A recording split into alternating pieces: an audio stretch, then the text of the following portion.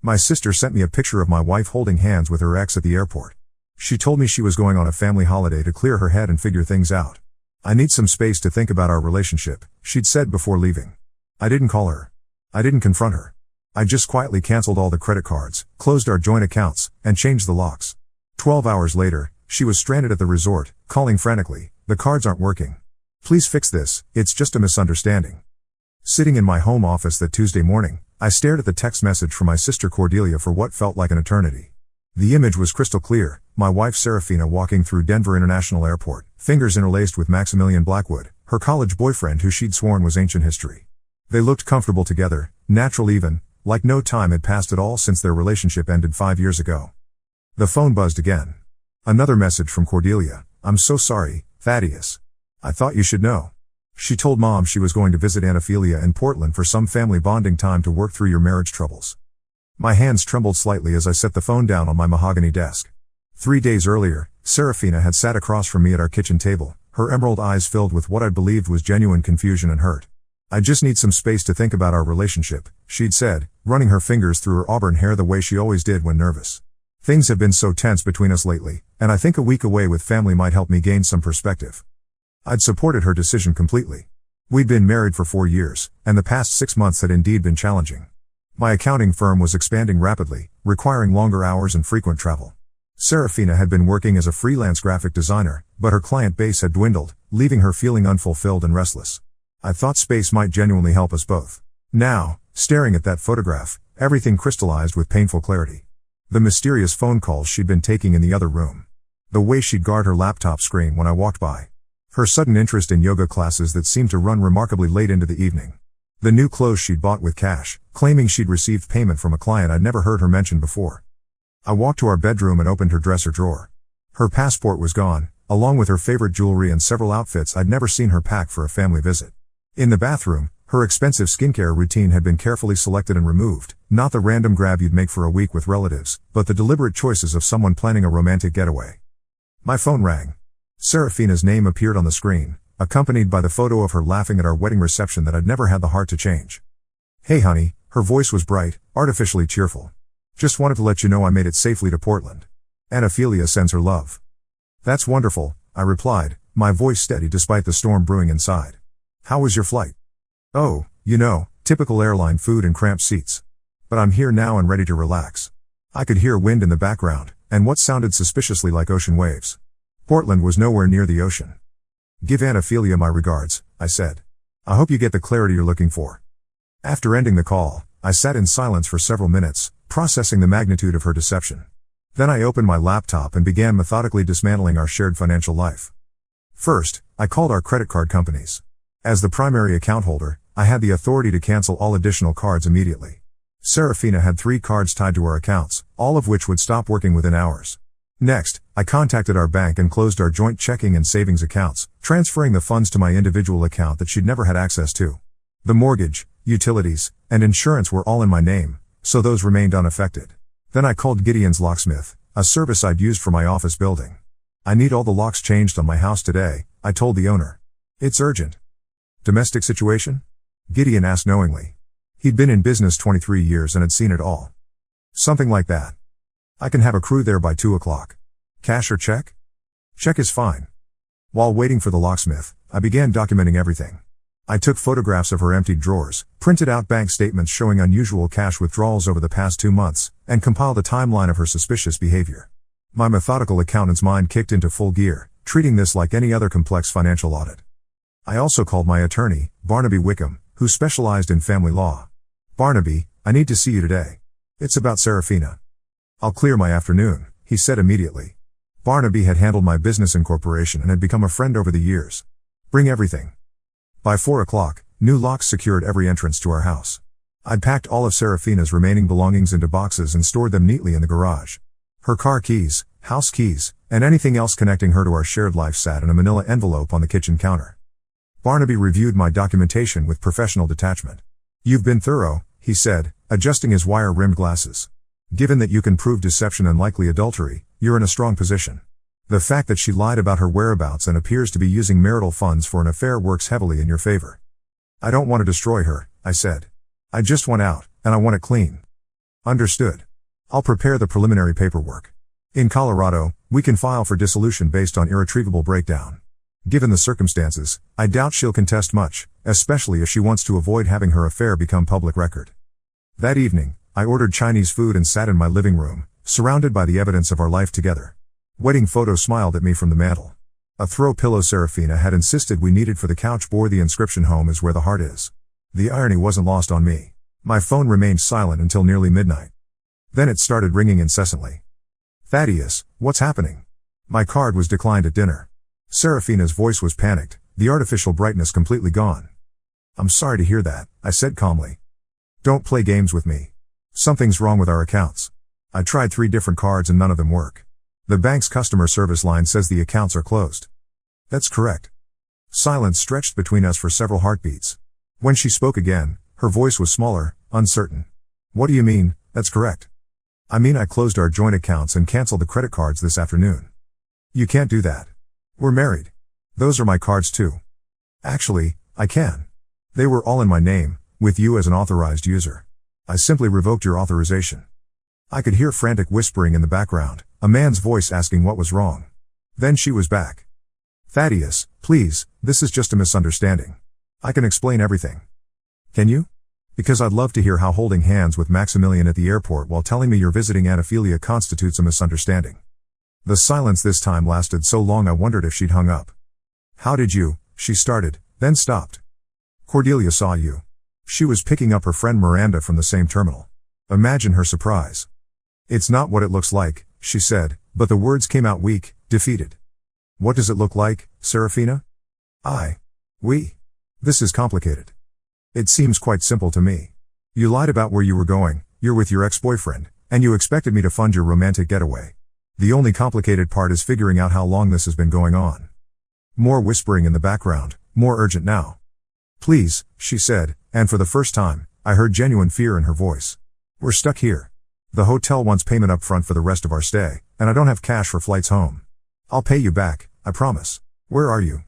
A pause. "Maui." "Maui," I repeated. "With Maximilian?"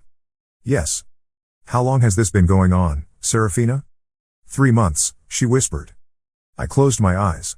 3 months of lies, 3 months of pretending everything was fine while she planned her escape with another man using our money. "I'll wire you enough for a flight home," I said. "Economy class, coach seating. You can figure out your own accommodation until then." "What about us? What about our marriage?" "Our marriage ended 3 months ago. You just forgot to tell me." The next morning, I received a call from Barnaby. "She's retained an attorney. Percival Ashworth from the Ashworth & Associates firm. Expensive choice for someone who's supposedly broke." "Maximilian's family has money," I said. "Probably bankrolling her legal fees. That could work in our favor. If she's receiving financial support from her paramour, it strengthens our position regarding alimony." Over the following days, Serafina made several attempts to contact me. She tried calling, texting, and even had her mother, Delphine, reach out on her behalf. I responded to none of them directly, instead referring all communication through Barnaby. From Cordelia, I learned that Serafina and Maximilian had indeed returned to Denver, but she wasn't staying at our house. They'd apparently rented a furnished apartment downtown, confirming that this wasn't some impulsive decision but a carefully planned transition. 2 weeks later, I received official divorce papers. Serafina was seeking half of our assets, spousal support, and curiously, ownership of our house. Given that she'd abandoned the marriage for another man and had been deceptive about her intentions, Barnaby was confident we could counter most of her demands effectively. "She's fishing," he explained. "Her attorney probably advised her to ask for everything and negotiate down. The house demand is particularly bold, considering she voluntarily left and committed adultery." The discovery process revealed the extent of Serafina's planning. Bank records showed she'd been siphoning money from our joint account for months, transferring small amounts to a personal account I'd never known existed. Cell phone records documented hundreds of calls and texts between her and Maximilian dating back 6 months. Most damaging were emails recovered from her laptop, which I'd purchased and technically owned, detailing her plans to leave me and start fresh with her real soulmate. During this period, I discovered details that painted an even more disturbing picture of her deception. Our home security system, which I'd installed 2 years earlier for peace of mind, had been recording activities I'd never bothered to review. Now, scrolling through months of footage, I found evidence of Maximilian visiting our house on at least 6 occasions when I'd been traveling for business. They'd been careful, but not careful enough. The timestamp showed he'd stayed overnight twice, leaving early in the morning before our neighbors would typically be awake. The violation felt profound. This wasn't just emotional infidelity or even a physical affair conducted elsewhere. She'd brought her lover into our home, into our bedroom, using our marriage as cover for her betrayal. The kitchen where we'd shared countless meals had hosted intimate dinners with another man. The living room where we'd watched movies and planned our future had become a stage for her alternate life. I forwarded the security footage to Barnaby, who reviewed it with the same professional detachment he applied to all evidence. "This strengthens our position considerably," he said. "Adultery in the marital home demonstrates a particularly callous disregard for the marriage covenant. It also shows premeditation. She had to plan these visits around your travel schedule." "How did I not see any signs?" I asked, more to myself than to him. "People see what they expect to see," Barnaby replied. "You trusted your wife and had no reason to suspect she was capable of this level of deception. That's not a failure on your part, it's evidence of your character." The security footage also revealed other troubling details. On 3 occasions, I could see Serafina removing items from our house, jewelry, electronics, even some of my grandmother's china that had been a wedding gift. She'd been systematically preparing for her departure, taking valuable items that she could either sell or claim as her personal property. Most disturbing was footage from just 1 week before her supposed family trip.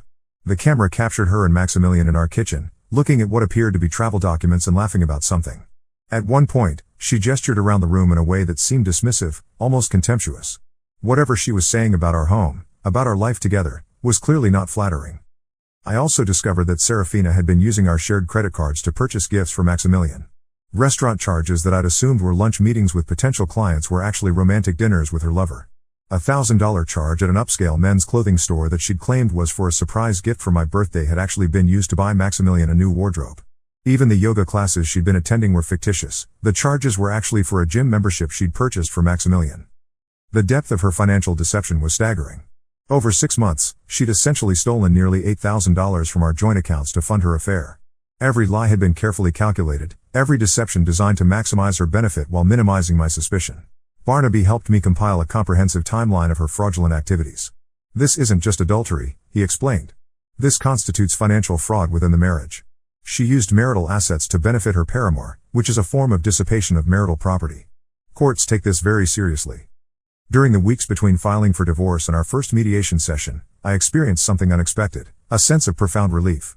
The months of feeling like something was wrong in our marriage, of questioning my own perceptions and wondering if I was being too sensitive or paranoid, suddenly made perfect sense. I hadn't been imagining problems, I'd been detecting deception. My work performance improved dramatically once I was no longer carrying the stress of a failing marriage I couldn't understand. Clients noticed the change, and several commented on my increased focus and energy.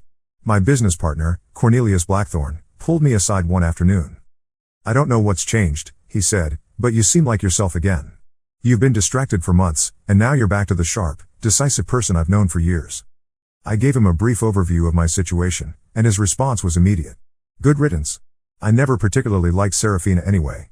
She always seemed to be evaluating everything, calculating what she could get out of every situation." His observation surprised me. "You never mentioned that before. It wasn't my place while you were married.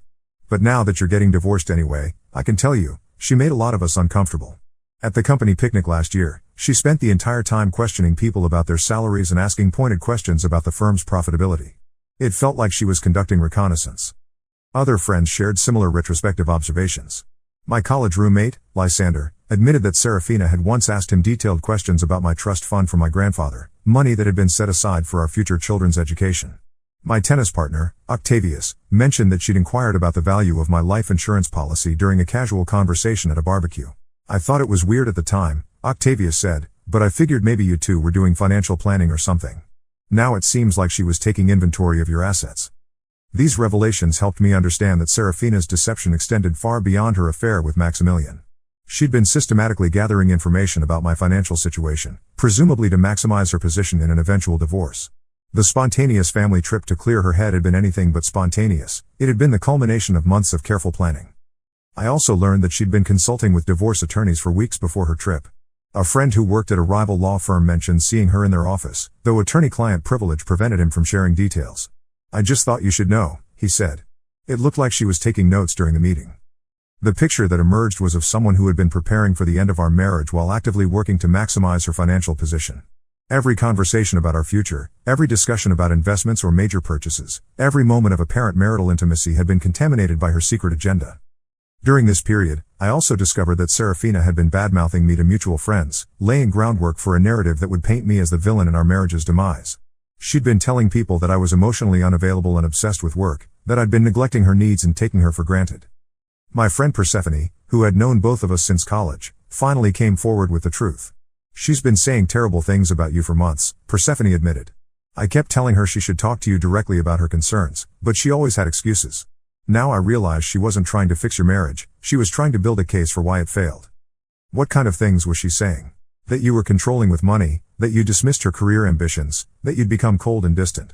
She made it sound like you were emotionally abusive, which never made sense to me because I've known you for 15 years and you're one of the kindest people I know." Learning about this character assassination campaign was almost as painful as discovering the affair itself.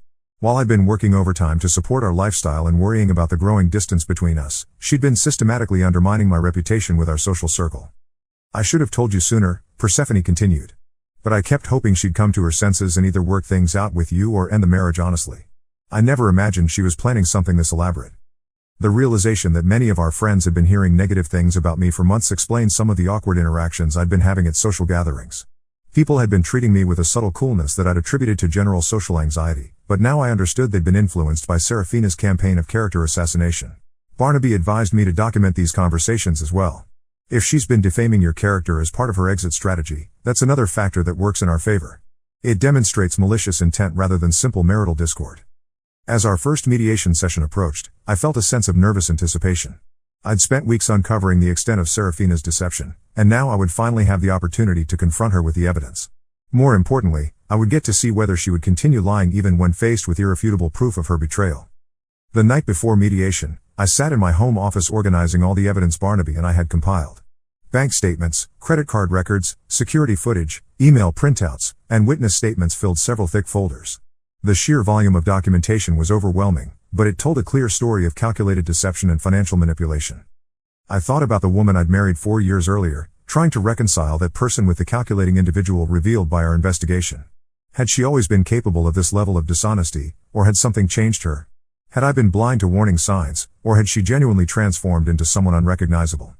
My phone buzzed with a text message from an unknown number. "I know you probably don't want to hear from me, but I wanted you to know that Max and I didn't plan for things to happen this way. We tried to fight our feelings, but sometimes you can't control who you fall in love with. I never meant to hurt you." The message was clearly from Serafina, using a new phone number.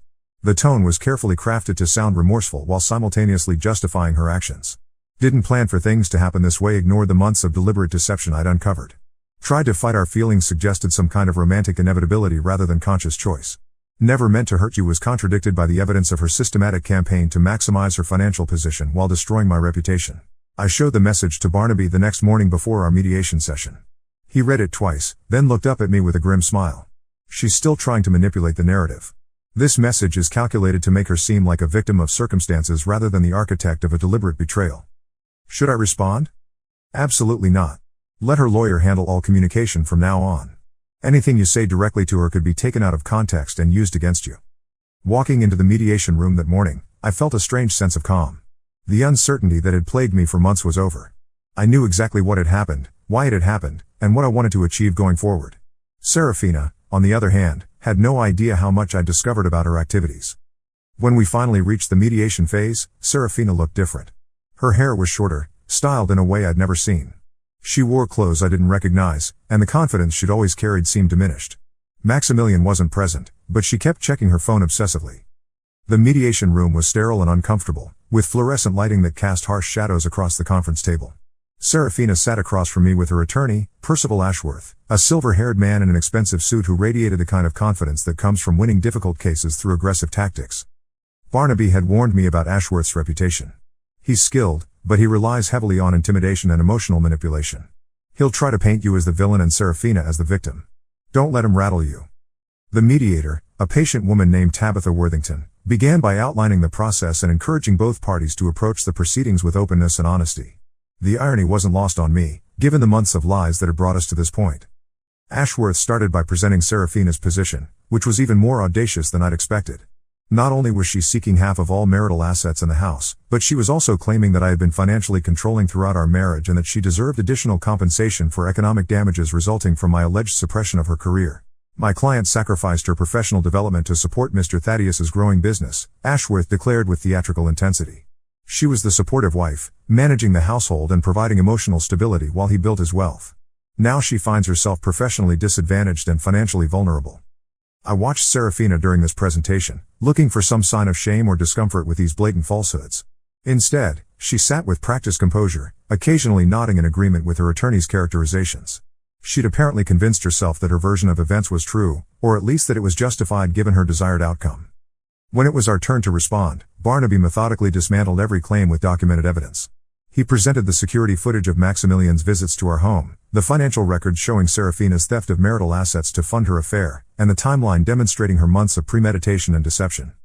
Mr. Ashworth speaks of his client sacrificing her career, Barnaby said calmly, but the evidence shows she was quite busy, conducting an extramarital affair, systematically stealing marital funds, and planning her exit strategy while lying to her husband about her intentions. As the evidence mounted, I watched Serafina's composure begin to crack. Her face grew pale, and she started shifting uncomfortably in her chair. Ashworth, clearly caught off guard by the extent of our documentation, kept requesting breaks to confer with his client.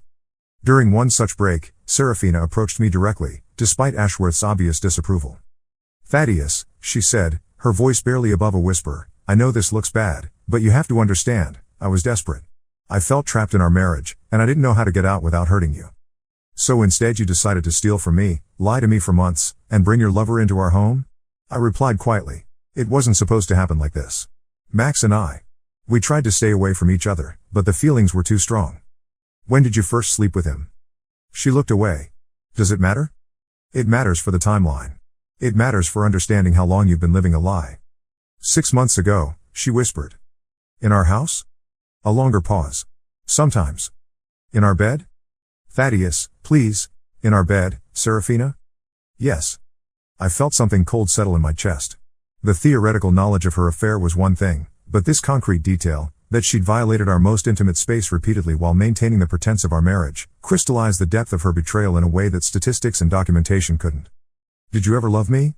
I asked, surprising myself with the question. "Of course I did. I still do, in a way.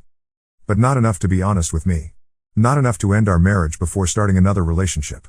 Not enough to respect our home or our vows or our shared finances."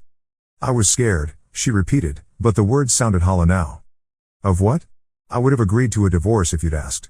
I would have been fair about the assets. I would have supported you through the transition. Instead, you chose to steal and lie and cheat. I didn't know that then. I thought you'd fight me, try to keep me from being happy. So you decided to take what you wanted before I had a chance to respond?" She had no answer for that. When we returned to the mediation table, the dynamic had shifted noticeably. Ashworth's aggressive stance had given way to a more defensive approach, and he began making increasingly desperate arguments about his client's emotional state and the complex dynamics of modern marriage. Barnaby, meanwhile, continued his methodical presentation of evidence. He showed email records proving that Serafina had been researching divorce attorneys for weeks before her trip. He demonstrated how she'd used our credit cards to purchase gifts for Maximilian, effectively forcing me to fund her affair. He presented witness statements from friends who had been subjected to her character assassination campaign against me. The most damaging evidence came from her own communications. In addition to the emails I'd found on her laptop, Barnaby had subpoenaed her phone records and discovered text messages that painted a disturbing picture of her mindset. One message to her friend Cordelia, not my sister, but a different Cordelia from her book club, read, "T is so predictable. He'll never suspect anything because he trusts me completely. Sometimes I feel guilty, but then I remember how boring our life has become and I don't feel so bad." Another, sent to Maximilian just 3 days before her trip, was even more revealing. "After Hawaii, we need to be more careful until I can figure out the best way to get the house and the divorce. My lawyer thinks I have a good chance if I can prove emotional neglect or financial control. He is going to be shocked when he realizes I'm not the helpless little wife he thinks I am." Reading these messages aloud in the mediation room was devastating. Not just for me, but apparently for Serafina as well. She began crying silently, her carefully constructed facade finally crumbling under the weight of her own words. "I never meant for anyone to read those," she said through her tears. "But you meant the words when you wrote them," Barnaby replied without sympathy. Ashworth requested another break, and this time when they returned, his tone was significantly more conciliatory. The evidence was simply too overwhelming to dispute, and continuing to fight would only result in a more expensive and public trial that would likely produce an even worse outcome for his client. "My client is prepared to discuss a more reasonable settlement," he announced. The negotiations that followed were swift and decisive. Faced with evidence of her adultery, theft, and systematic deception, Serafina was in no position to make demands. She agreed to relinquish any claim to our house, accepted a modest financial settlement that barely covered what she'd stolen from our joint accounts, and waived any right to spousal support. Most importantly, the settlement included a clause requiring her to cease making any disparaging statements about me to mutual friends or business associates. The character assassination campaign she'd been conducting would end immediately, or she would face additional legal consequences. As we signed the final paperwork, Serafina made one last attempt at conversation. "Thaddeus," she said when we had a moment alone during a break, "I know things ended badly, but we had 4 good years together. Can't we work this out amicably? You mean can I give you half of everything so you can start your new life without consequences? That's not fair. What's not fair is lying to someone for months while planning to leave them.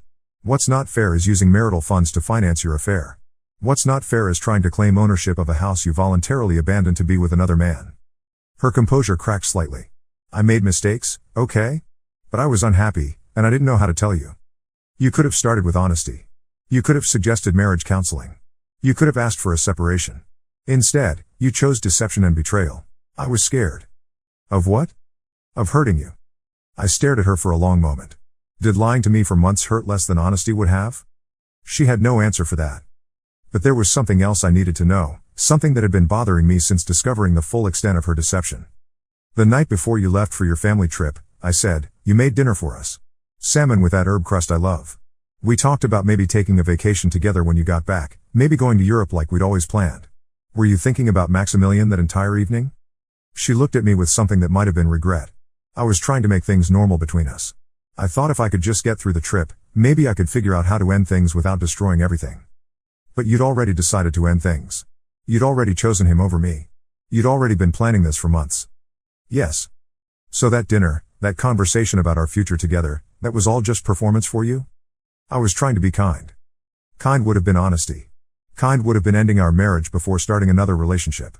"What you did was cruel, Serafina. You kept me invested in a relationship that you'd already abandoned." She started crying again, but I felt no sympathy.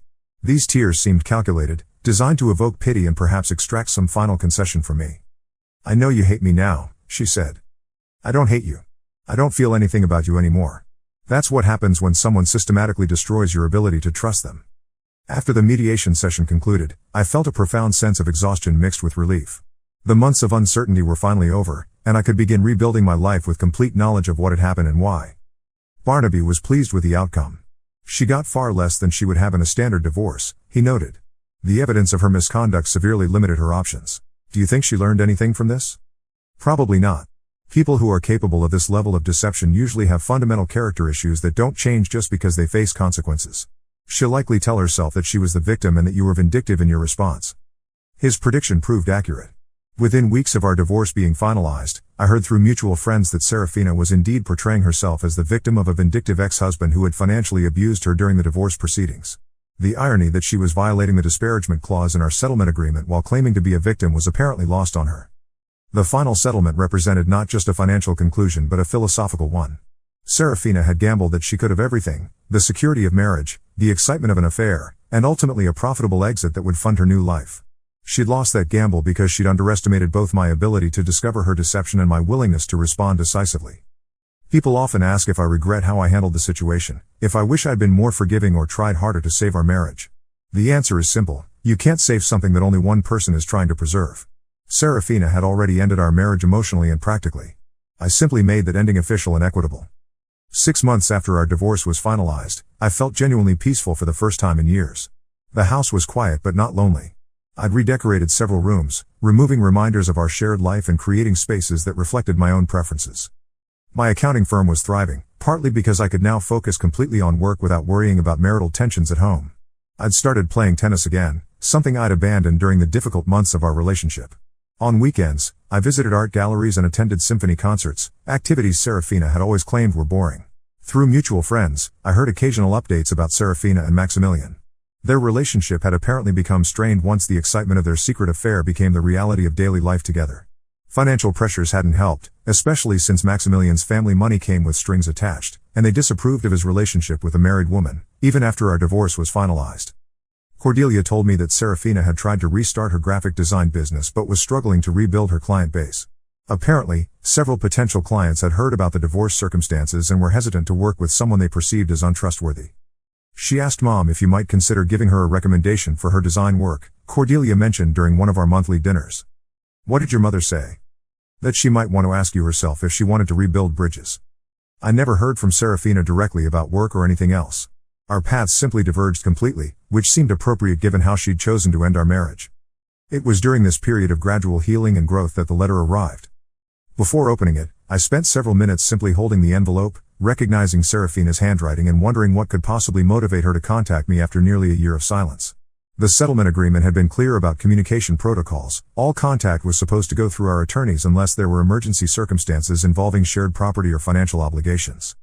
The letter itself was brief, written on expensive stationery that she probably couldn't afford anymore. Thaddeus, I know I have no right to contact you after everything that happened, but I wanted you to know that I understand now how badly I handled our situation. I was selfish and cowardly, and I hurt someone who deserved better. I don't expect forgiveness, and I'm not asking for anything. I just wanted you to know that I recognize the damage I caused and that I'm sorry. I hope you've found happiness. S. The timing of the letter puzzled me until I called Cordelia a few days later for our regular check-in. During our conversation, she mentioned that she'd run into Serafina's mother, Delphine, at the farmer's market. She looked terrible, Cordelia said. Aged about 10 years since I last saw her. Apparently, Serafina's been having a really rough time. Delphine said she's been moving from one relationship to another, each one ending badly, and she's having trouble finding stable work. Did her mother say anything specific? Well, she asked about you, actually. How you were doing, whether you were seeing anyone. I got the impression she feels terrible about what Serafina did. She mentioned that they've been having family therapy sessions to try to understand where things went wrong. Family therapy? Apparently, Serafina's been struggling with what Delphine called relationship patterns and making poor choices. Reading between the lines, it sounds like she's repeated the same behavior with several men since your divorce. This information provided context for the letter. It seemed likely that Serafina's apology was part of some therapeutic process rather than a spontaneous moment of genuine remorse. Still, I appreciated the acknowledgement, even if it was motivated by external pressure rather than internal growth.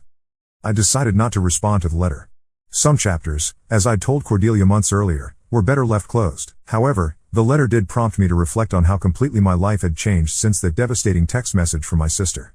The transformation had been so gradual that I hadn't fully appreciated its scope until that moment of reflection. Professionally, my accounting firm was experiencing unprecedented growth. Without the distraction and stress of a failing marriage, I'd been able to focus entirely on expanding our client base and improving our services. We'd recently hired 2 additional accountants and moved to a larger office space. Several clients had specifically mentioned that they preferred working with me because of my attention to detail and reliability, qualities that had apparently suffered during the final months of my marriage when I was constantly trying to understand and fix problems that existed primarily in my own mind. My business partner, Cornelius, had noticed the change immediately. "You're like a different person," he'd said during one of our weekly planning meetings. "More decisive, more confident, more engaged with the work. Whatever was weighing you down before is clearly gone." Personally, I'd developed a social life that was more authentic and fulfilling than anything I'd experienced during my marriage. The hiking club had introduced me to people who shared my love of outdoor activities, something Serafina had never understood or supported. The photography classes had awakened a creative side that I'd neglected for years. Most surprisingly, I discovered that I enjoyed cooking and had become quite skilled at it.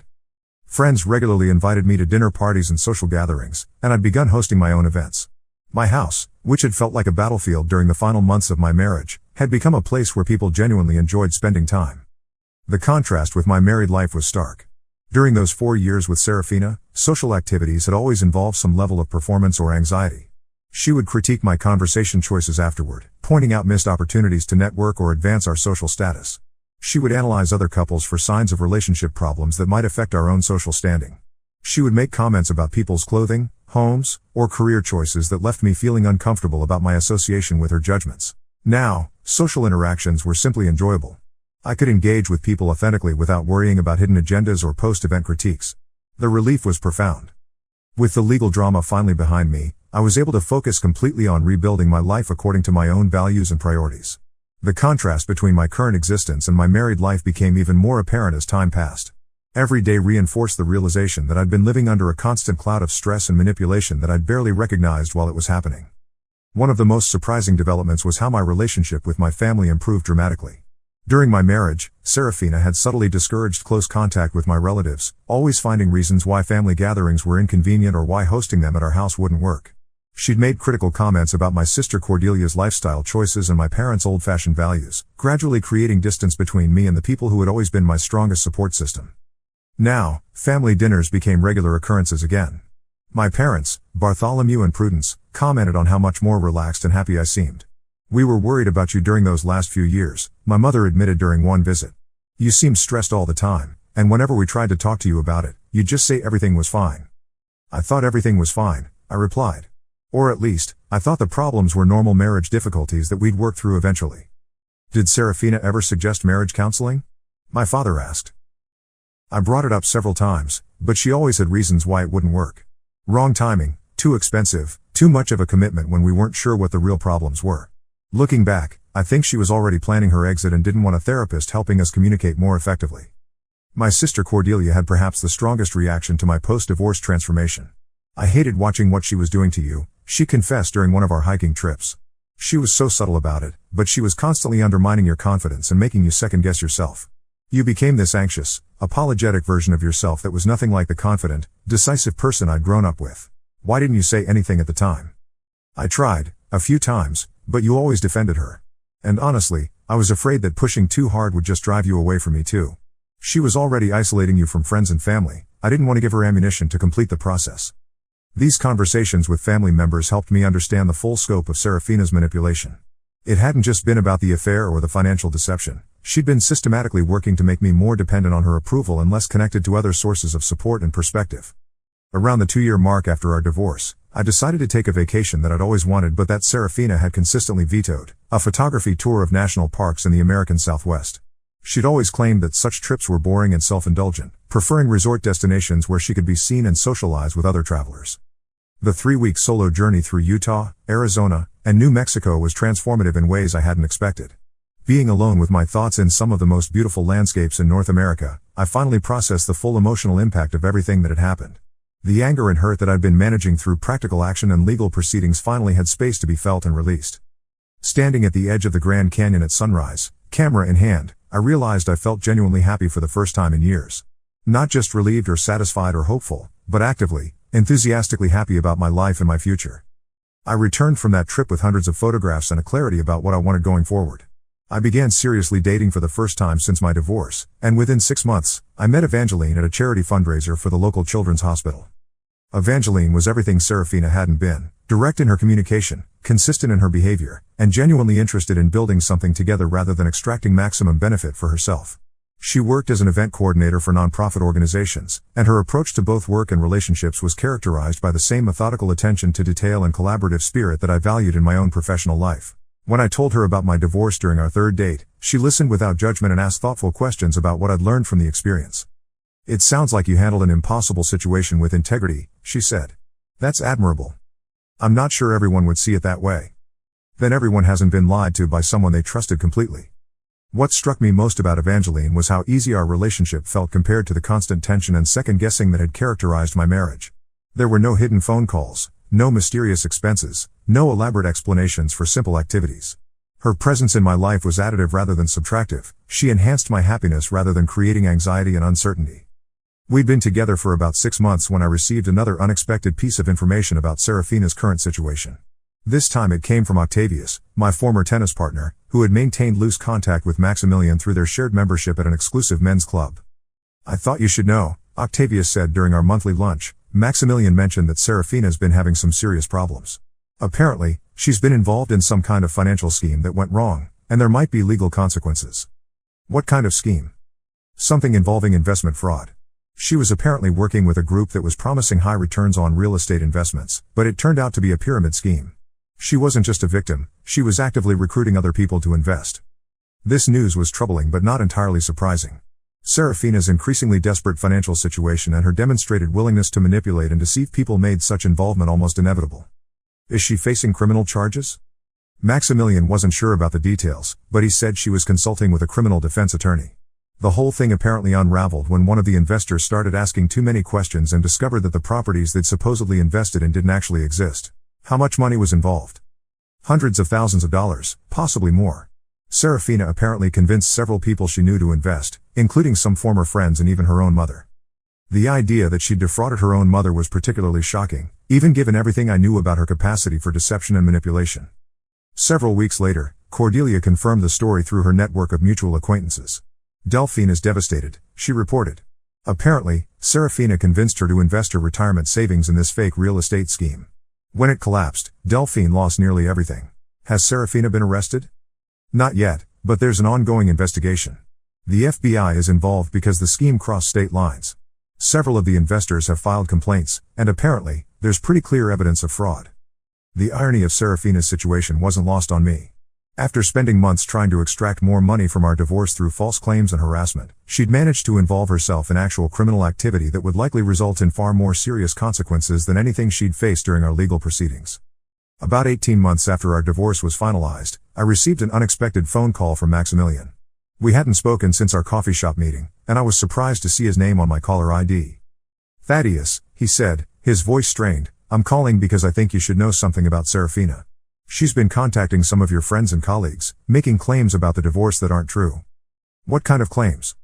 "She's telling people that you hid assets during the divorce, that you used your connections to manipulate the legal process, and that she's considering filing an appeal or a separate lawsuit for fraud." I felt a familiar knot form in my stomach. Are any of these claims true? Of course not.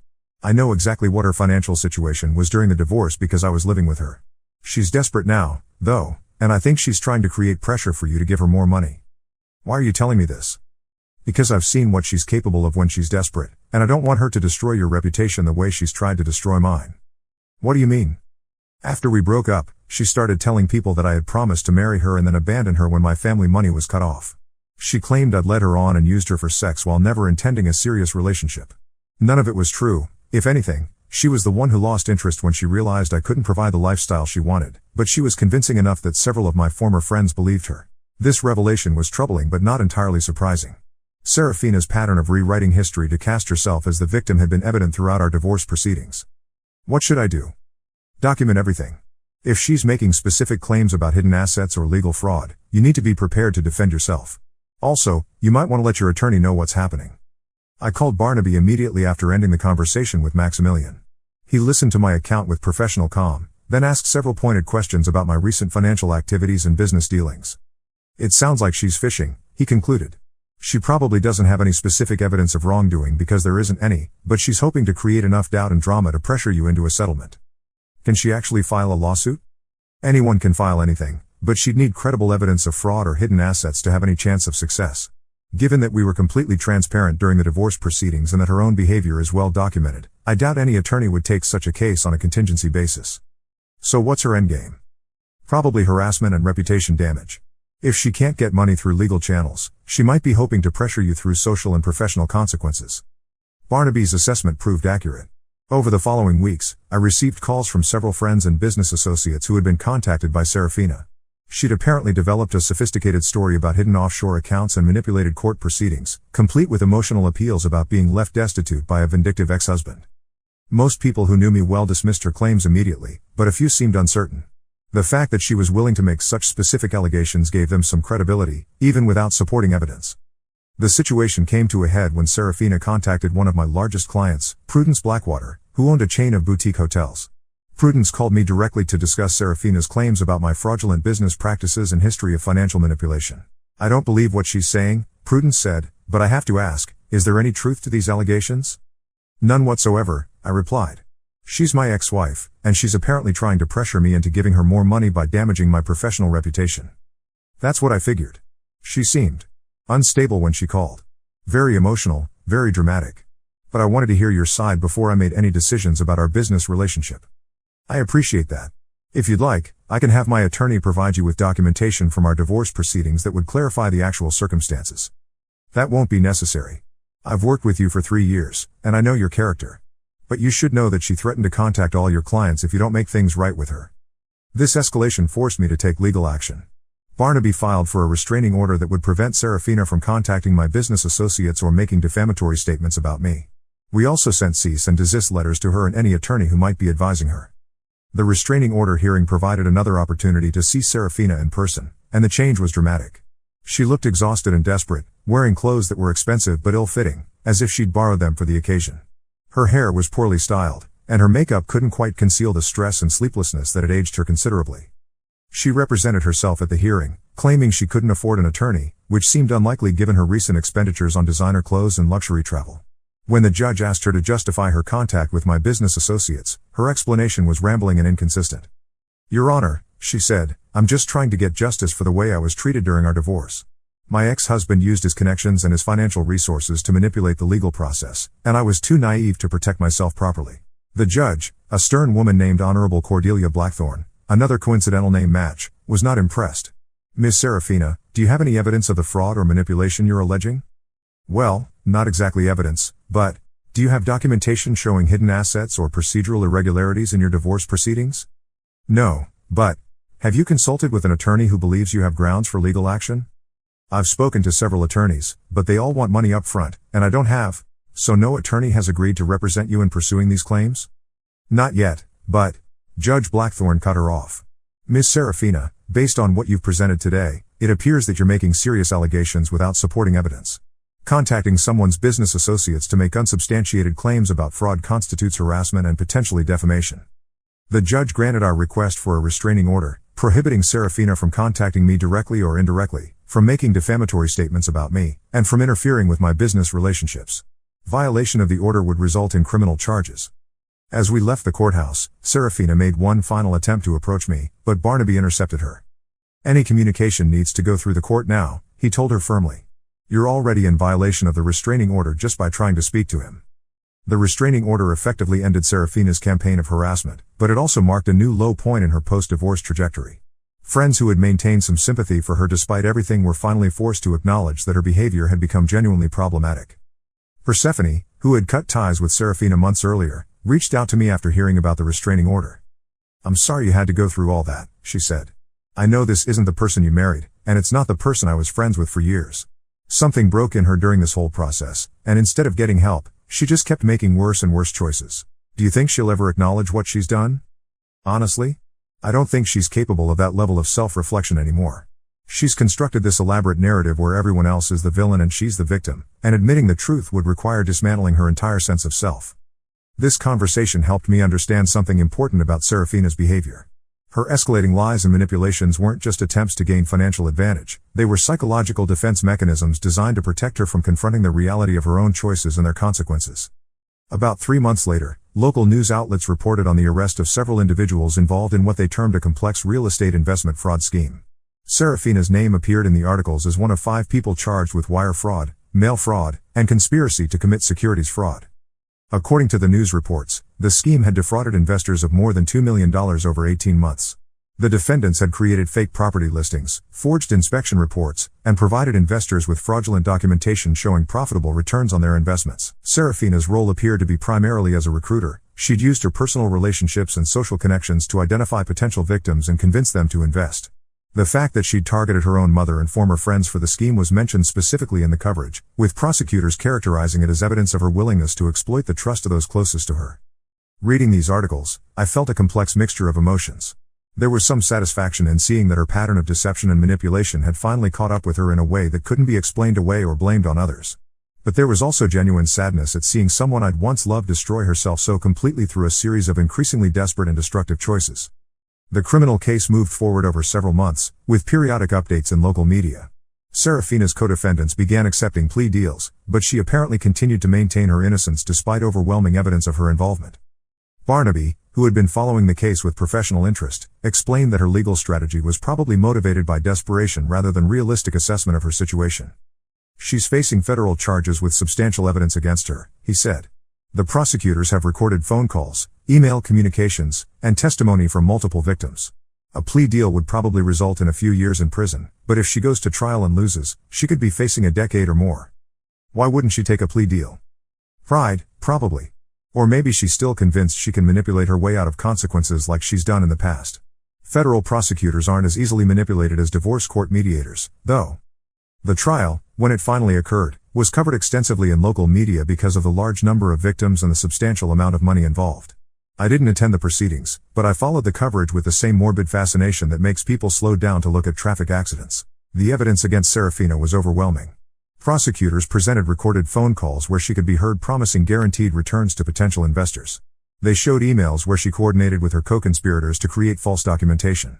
Most damning were testimony from victims, including her own mother, who described how Serafina had used their personal relationships to overcome their natural skepticism about the investment opportunity. The jury deliberated for less than 4 hours before returning guilty verdicts on all counts. Serafina showed no emotion as the verdicts were read, but I could see from the news footage that she looked defeated in a way I'd never seen during our marriage or divorce. She was sentenced to 6 years in federal prison, with the possibility of parole after 4 years. The judge noted that while she wasn't the mastermind of the scheme, her deliberate targeting of friends and family for victimization demonstrated a callous disregard for the welfare of others that warranted substantial punishment. When Evangeline and I heard the news, we were sitting in our kitchen. She'd moved in with me 8 months earlier, reading the morning paper over coffee. "How do you feel about all this?" she asked, looking up from the article. "Sad, mostly," I said. "Not sad for her, exactly, but sad about what she became. The person I married wouldn't have been capable of defrauding elderly people out of their retirement savings. Do you think she was always like this, and you just didn't see it? I've thought about that a lot. I think she always had the capacity for selfishness and manipulation, but our marriage kept those impulses in check because she was getting what she wanted through legitimate means. When that security disappeared, and she found herself facing real consequences for her choices, she escalated to more and more desperate measures. It's like she never learned to take responsibility for her actions." Exactly. Every setback became someone else's fault, every consequence became evidence of unfair treatment. By the end, she was living in a completely false reality where she was the victim of everyone else's cruelty rather than the architect of her own destruction. We'd been together for 18 months now, and the contrast with my previous marriage was remarkable. There were no hidden phone calls, no mysterious expenses, no elaborate explanations for simple activities. Evangeline's presence in my life was additive rather than subtractive. She enhanced my happiness rather than creating anxiety and uncertainty. Recently, Cordelia mentioned that Serafina and Maximilian had broken up several months before her arrest, and that the stress of her legal troubles had cost her most of her remaining friendships. Even her mother, despite being one of her victims, had been trying to visit her in prison, though Serafina had apparently refused to see her. I felt neither satisfaction nor sadness learning this news. Serafina's life after our divorce had simply become irrelevant to my own happiness, and I'd reached a point where her successes or failures didn't impact my emotional well-being in any way. That, perhaps, was the real victory, not that she faced consequences for her choices, but that those consequences became irrelevant to my own happiness. The space she'd once occupied in my life had been filled with better things, work I enjoyed, relationships I trusted, activities that brought me genuine satisfaction, and eventually, love with someone who valued honesty as much as I did. Looking back, I'm grateful for that devastating text message from my sister. Without it, I might have continued living in ignorance while Serafina executed her plan to extract maximum benefit from our marriage before leaving. Instead, I was able to respond from a position of knowledge and strength, protecting my interests while maintaining my integrity. The lesson, if there is one, isn't about revenge or payback. It's about the importance of responding to betrayal with clarity rather than emotion, and about the value of understanding that some people view relationships as transactions rather than partnerships. Once you recognize that dynamic, the appropriate response becomes obvious. You stop being a willing participant in the transaction. In the end, Serafina got exactly what she'd asked for, space to figure out what she wanted. She just hadn't expected to pay the full cost of that space up front, and she certainly hadn't anticipated that her pattern of deception and manipulation would eventually lead her to federal prison. As for me, I found something I hadn't even realized I was looking for, a life built on honesty, mutual respect, and genuine partnership. Evangeline and I are planning to marry next spring, and for the first time in years, I'm looking forward to the future without any reservations or hidden anxieties. Sometimes the best revenge is simply living well.